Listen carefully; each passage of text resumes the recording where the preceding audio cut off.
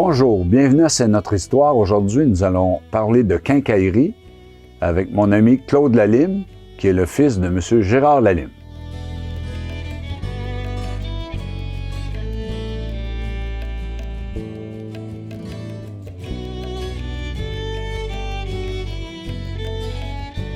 Tu vas recevoir Claude Lalime tantôt? Oui. Tu le salueras de ma part en passant. Oui, okay. sans faute. OK. Fait que moi, j'ai pensé de parler des quincailleries, mais on connaît pas beaucoup de choses sur les quincailleries. C'est un domaine assez particulier, assez spécial. Alors, j'ai fait une petite recherche dans les journaux pour essayer de voir qu'est-ce qui s'était passé un petit peu au niveau de ce domaine-là à Saint-Hyacinthe. Alors, la première affaire que j'ai trouvée, c'est quelques mois après que le courrier soit publié, il y a un marchand général qui s'appelle Léonard Boivin qui annonce qu'il vend de la ferronnerie, de la quincaillerie, puis différents objets, mais qui proviennent d'Angleterre. Donc, c'est comme des importations. Il vend aussi des denrées alimentaires. Une autre annonce plus ou moins importante que j'ai trouvée, c'est en 1981, c'est Alfred Bonnet. Il était situé au coin de Mont-d'Or et Cascade. Lui, il vend ce qu'on appelait de la grosserie à l'époque. L'épicerie, tu sais, les gens disaient ça, on va aller faire la grosserie. L'épicerie, les provisions, ils vendaient aussi de la ferronnerie, de la quincaillerie, puis des denrées alimentaires.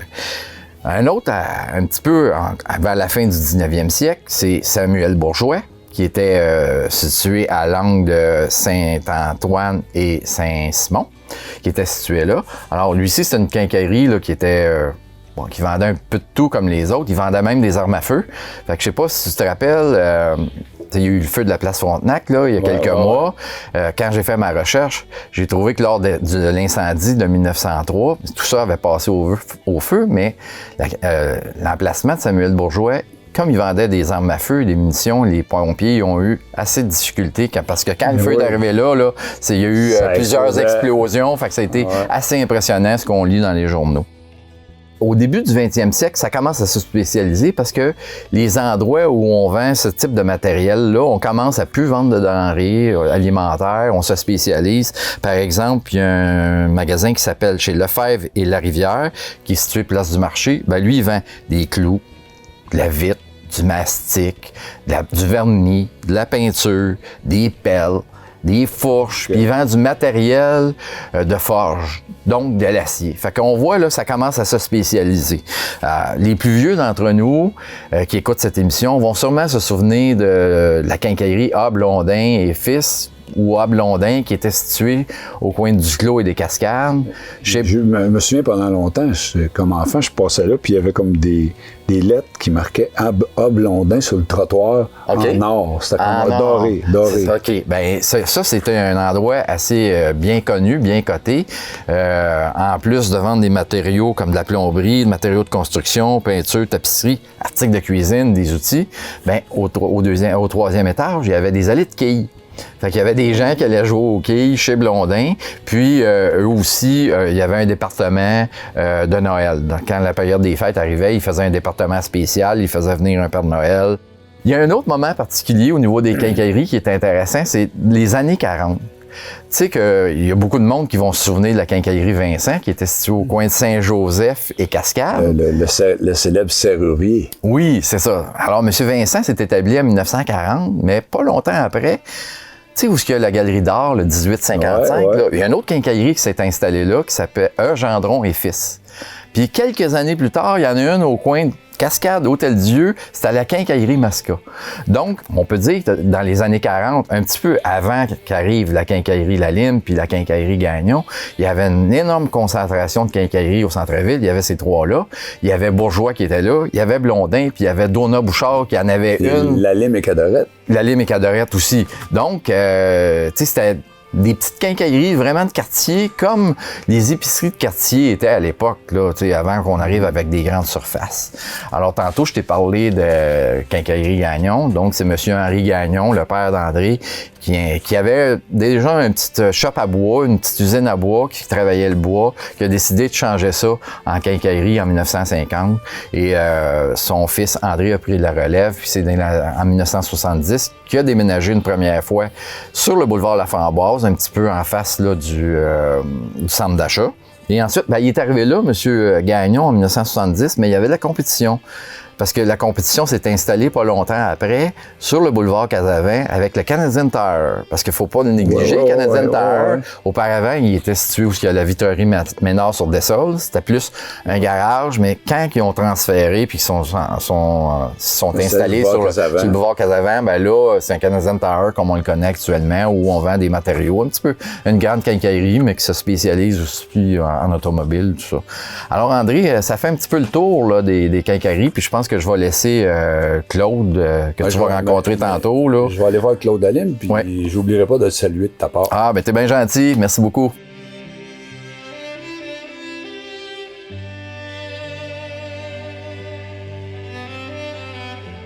Mon père est né en 1929 dans le secteur de la Providence, une famille de 7, il était 5 garçons, 2 filles. Et puis, tôt, mon père avait une passion, c'était la musique. Et puis, il est allé suivre ses études à l'Académie Giroir à Saint-Hyacinthe. Lorsqu'il a gradué, il s'en allait travailler pour la ferronnerie Hamel, qui était à la Providence. C'était une petite ferronnerie de quartier, puis il a travaillé là une couple d'années, ça allait assez bien, puis il a développé une passion pour la quincaillerie. En 1954, il a décidé de fonder sa propre compagnie. C'est soit qu'il achetait la ferronnerie Hamel ou qu'il partait à son compte. Il a décidé d'y aller à son compte, il s'était établi sur la rue Saint-Louis. Qu'est-ce qui l'amenait de la Providence à Saint-Joseph? Est-ce qu'il y avait déjà... je pense qu'à Saint-Joseph, à ce moment-là, il n'y avait pas de quincaillerie. Tandis qu'à Providence, il y en avait. Il y avait Vincent sur la rue Cascade. Il y en avait différents un peu partout. Il s'est établi à Saint-Joseph parce que c'était pas un gars de Saint-Joseph, c'était un gars de la Providence. Et puis, il a commencé ça tout bonnement avec un employé seulement dans des locaux très modestes sur la rue Saint-Louis. Et puis, ça fonctionnait. Pour nos téléspectateurs, là, moi, je me souviens de l'endroit parce que ma famille habitait juste en face. On parle de où est la pharmacie Ravenel. C'est ça. Derrière la pharmacie Ravenel, il y avait un entrepôt. Fait que, ils vendaient clous, vis, un peu de fer, un peu de tout. C'était comme un petit magasin général là, du secteur. Je peux même te dire que j'ai acheté mon premier hockey. Ah, c'est pour ça que tu as eu une excellente carrière, André. C'est pas excellente, mais en tout cas, ça m'a... c'est ça. Je suis devenu passionné, mais je suis né la même année que la quincaillerie. C'est donc... il a continué ça durant une couple d'années, et puis en 1958, il a pris la décision d'investir et de se localiser sur la rue Saint-Louis, où ce qui était la quincaillerie après ça. Alors, il s'est marié en 1959. Avec ma mère. Et puis, Demoiselle Allard. Demoiselle Allard, qui venait de la Providence, elle aussi. C'est ça, des familles d'Allard. Puis à ce moment-là, comme je te disais, mon père avait 2 passions. C'était la quincaillerie et la musique. Et puis, il y a eu un choix à faire en 1959, quand il s'est marié, je pense, sous la recommandation très forte de ma mère d'arrêter de faire de la musique pour s'en aller seulement à quincailler. Alors, ça a commencé comme ça. Il s'est bâti une maison, puis il y avait un petit entrepôt pour l'acier parce qu'il y a toujours eu du fer dans sa quincaillerie. Et puis, il a continué ça, Roger Bontemps, ça l'a grossi. Il y a quelques membres de sa famille, 2 de ses frères qui sont allés travailler pour lui à ce moment-là, un beau-frère aussi, puis ça montait, puis ça montait. Il a fait, je te dirais, 4 ou 5 agrandissements durant ces années. Mon père, c'est ça, c'était un homme de famille. Il y avait 2 familles. Il y avait sa famille à lui, ses 2 enfants, sa femme et les employés de la quincaillerie. C'était un gars de peu de mots, mais qui était très humain. Et puis qui était passionné par sa quincaillerie. Il faisait des heures. Je peux pas dire qu'on l'a connu beaucoup, parce que il était toujours rendu à la quincaillerie. Et étant donné qu'on restait à même la quincaillerie, ben on le voyait ses heures de dîner, ses heures de souper, puis il retournait travailler.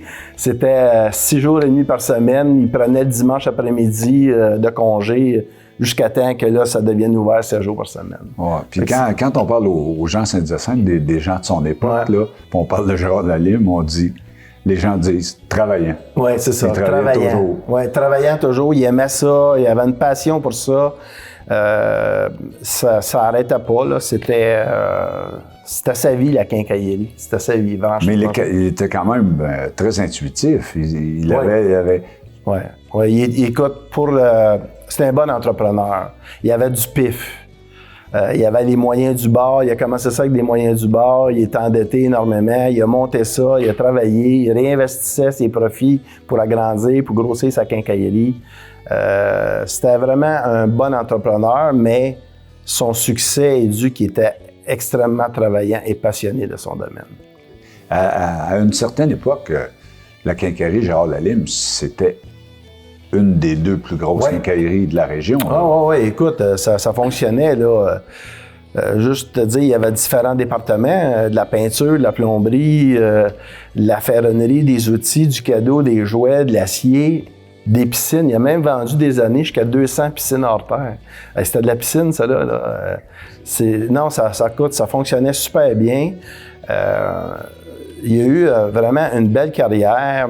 Malheureusement, en 2001, la maladie est arrivée. Il y a eu le cancer. Ma mère était malade aussi. À l'automne 2001, il a pris la décision tout simplement de fermer.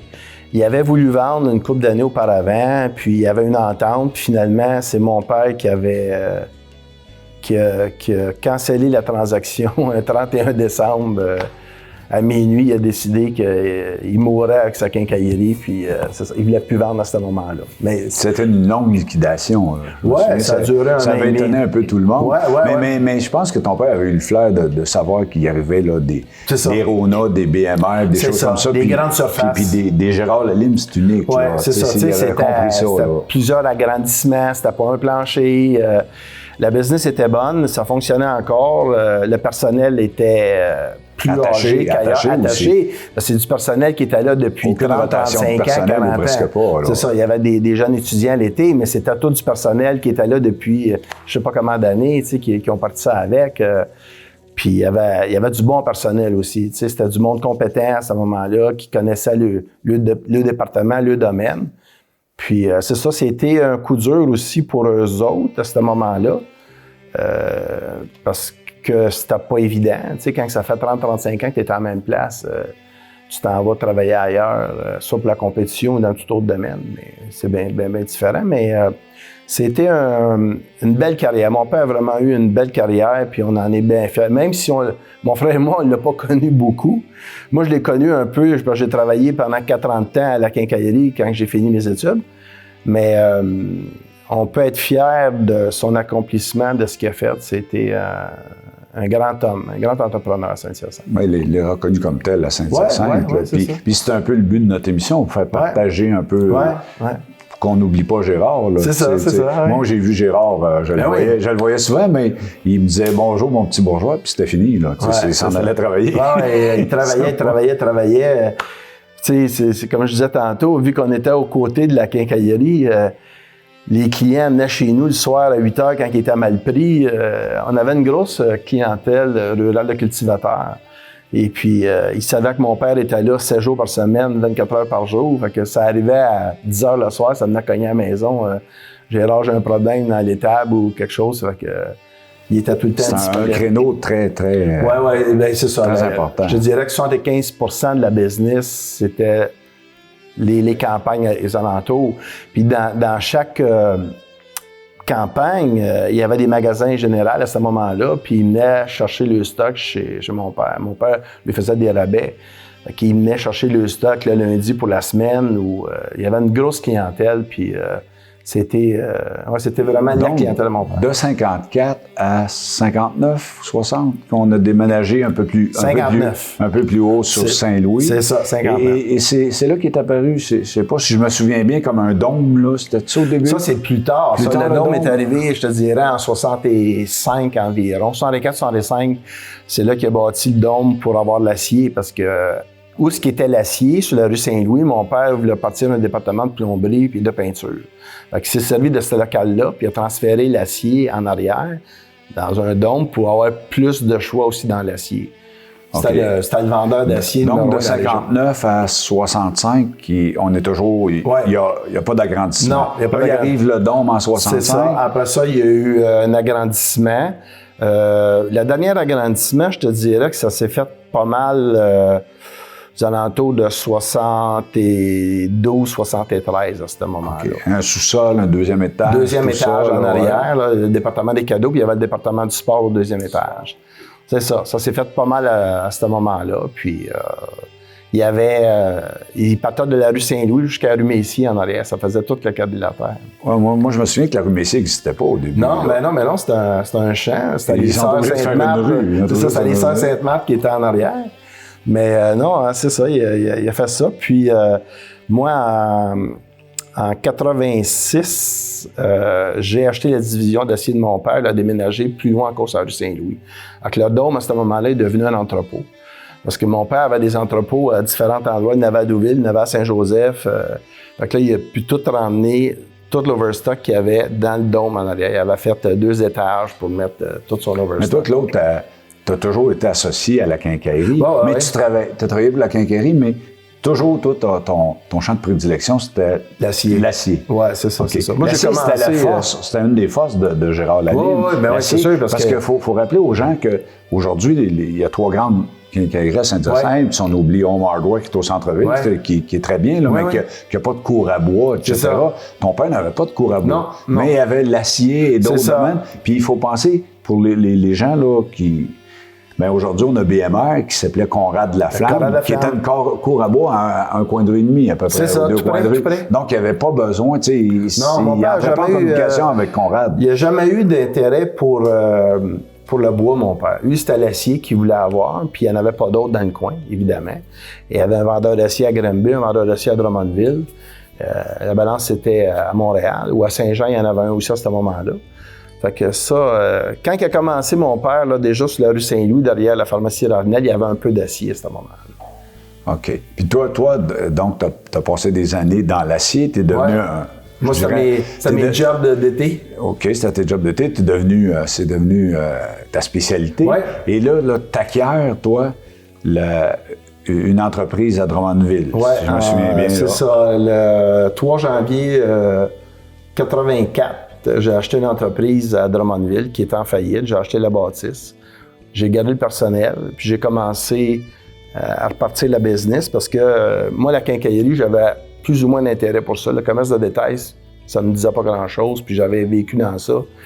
Puis j'avais vraiment pas beaucoup d'intérêt. Puis j'avais signifié ça à mon père, je te dirais en 80, que je voulais pas. Là. Tu sais, je travaillais pour mon père, mais je me cherchais un domaine. Puis j'ai commencé ça à Drummondville. Et puis 2 ans après, c'est là que j'ai acheté la division d'acier de mon père pour emmener ça sur la rue Saint-Louis. OK. Et par après, il y a eu les aciers Lalime, qui toujours à Saint-Hyacinthe, dans le quartier Saint-Joseph, mais ce qu'on appelle les 4 chemins. C'est ça, après les 4 chemins, Saint-Hyacinthe, le confesseur. Le confesseur, c'est ça. Puis si tu choisi le confesseur pour être dans le confesseur, t'avais-tu tenu compte du fait que les taxes seraient peut-être moins chères? Non, on cherchait un terrain. On cherchait surtout un terrain parce que la bâtisse était quand même assez grande. Ça me prenait un terrain. C'était les terrains qui appartenaient à Claude Chagnon. À Saint-Joseph, et puis les terrains étaient à vendre, et puis on a acheté ça, puis j'ai bâti, avec l'aide de mon père, évidemment. Mon père m'a donné un gros coup de main, puis c'était un méchant bon coach aussi pour moi. Puis ça, j'ai eu ça jusqu'en 2000, Saint-Hyacinthe et Drummondville. Mon père, lui, il a terminé, comme je te disais, il a pris la décision à la fin 2001, suite à sa maladie à lui, la maladie de ma mère, de liquider. Mais c'est ça, c'était une belle épopée. Puis les aciers aussi, ça fonctionnait super bien. On avait près de 70 employés aux deux entrepôts ensemble. On couvrait une partie du Québec. On avait plusieurs camions sur la route, des vendeurs. Puis ça allait bien. Lui, si on a une, je suis content. J'avais la fibre d'entrepreneur à cause de mon père, je crois. C'est juste que moi, j'avais pas d'intérêt à avoir la quincaillerie, le commerce de détail. Ça c'était ouvert 7 jours par semaine, puis j'avais pas d'intérêt pour ça. C'est sûr que ça doit avoir... Probablement que ça l'a déçu mon père, même s'il me l'a jamais dit, parce qu'il aurait bien voulu avoir de la relève. Mon frère était pianiste et il faisait carrière à Los Angeles. Donc lui, le commerce de détail aussi, la quincaillerie... C'était loin de lui, c'est un artiste. C'est ça. Mais non, écoute, c'était bien le fun, franchement, une belle carrière, puis j'ai bien aimé ça, puis... Comme je t'ai dit, je te le dis, je suis bien fier de mon père, ce que c'est qu'il a fait dans sa vie. Ouais. Puis ton père, en fin de compte, la quincaillerie Gérard Lalime, je pense que c'est une épopée de 48 ans, je crois. Ouais. De 1954 à... 2002. À 2002. Ouais, c'est ça. Donc, attendez, ça fait 48 ans, donc ouais, c'est une longue épopée, puis ça l'a vraiment marqué Saint-Hyacinthe. Ouais, et puis pour les gens qui ne savent pas, c'est un petit peu différent des quincailleries qu'on a aujourd'hui, dans le sens qu'on a tout ce qui se rapporte à la quincaillerie, mais il y avait les jouets. Les jouets, il y avait le sport, il y avait une boutique de sport là, avec M. McClure, je pense. Oui, Luc McClure qui était au sport. Il y avait différentes divisions, puis la force de la quincaillerie, c'était la qualité du personnel. Le personnel était très compétent, il était connaissant. Tu sais, si tu avais besoin d'une information en plomberie ou en peinture ou en outils, c'était du personnel qui était là depuis 15, 20, 30 ans. Ils connaissaient tout par cœur. Tu sais, ils pouvaient bien guider les clients à ce moment-là. C'était la force de la quincaillerie, c'était le personnel. C'était le personnel. Ouais, puis Gérard, quand ça l'a fermé en 2001, 2002, Gérard, là, par la suite, il est décédé pas longtemps après? Il a eu un deuxième cancer et puis il n'a pas passé à travers. Il est décédé en 2004. C'est ça. Mon frère était décédé en 2002, puis mon père est décédé en 2004. Donc c'était un petit moment passé qui n'était pas facile. Là. Il avait quand même juste 75 ans. Mon père n'était pas vieux. Là. On a trouvé ça plate parce que il n'avait jamais profité de la vie telle qu'elle. Il n'avait jamais voyagé. Il avait tout investi dans sa quincaillerie. Puis là, on espérait qu'en prenant sa retraite, qu'il puisse profiter de la vie puis avoir une belle retraite, s'amuser. Puis ma mère est tombée malade, mon père est tombé malade, fait qu'ils n'ont pas eu une belle retraite. Il a fait sa vie à travailler. C'était souvent le lot de ces gens-là qui... Tu sais, on parle de personnes nées en 29, là, donc des gens qui ont pas eu, sont pas nés après la Révolution tranquille, donc c'était le travail, puis tout ça, puis ils sont nés, dans le fond, pendant la crise. Oui, mais c'est ça, ils sont nés pendant la crise de 29. Ils ont grandi, puis c'était la crise quand ils étaient jeunes, donc le travail, et ton père, c'est un exemple vivant là, d'une personne dédiée à 100%. Au travail, à sa famille, mais aussi à l'ensemble de la population. Ton père aimait la population, puis il voulait les desservir. Il le faisait pour l'argent, faire vivre sa famille, mais il voulait aussi rendre un service aux gens. C'est ce qu'on ne retrouve pas tout le temps. On ne retrouve plus ça tout le temps. Là, ben, c'est pas la même génération, hein, c'est évident. Mon père, comme je te dis, il y avait deux familles, la nôtre et ses employés puis ses clients, c'est la même affaire. OK. Puis qu'est-ce qui a fait qu'il était si important au niveau du rural? Bien, parce qu'il touchait à tout. En fin de compte, il y avait de l'acier, il y avait de l'outillage, et puis sa clientèle c'était une clientèle qui était facile pour lui, parce que mon père n'a pas du monde rural, comme je te dis, il n'a de la Providence, fait qu'il faisait sa petite affaire, mais c'est une clientèle qui a adopté la quincaillerie. Puis ça s'est mis à fonctionner, puis c'était vraiment... Il n'y avait pas eu de lien avant, ton père, il les avait pas sollicités ou... Non, pas du tout. Ça a commencé comme ça tout bonnement, et puis une quincaillerie de quartier, puis ça s'est développé. Okay. Le monde de Saint-Dominique. Moi, j'avais comme une petite hypothèse de ça, parce que quand ton père a commencé, il était à Saint-Joseph. Saint-Joseph n'était pas dans Saint-Hyacinthe. Non. Donc, Saint-Joseph était un peu rural. Oui, un peu rural. Peut-être que les gens des ruralités avaient tendance à s'entraider aussi. Peut-être oui, possiblement, oui, c'est ça. Moi, c'est une des raisons que je me donnais là-dedans. Tu sais, je me souviens de voir des cultivateurs venir chez nous rencontrer mon père. C'était comme des vieux bodés, là. Ça s'appelait par le prénom, puis il y avait du fun ensemble, puis ils venaient à la maison, puis ça arrivait souvent là, que mon père fermait la quincaillerie à 6-7 heures le soir, puis il y avait un cultivateur qui venait dans la maison prendre une bière avec mon père, puis qui se comptait la journée, puis qui partait le soir à 9-10 heures, puis... C'était une époque joviale. C'est ça.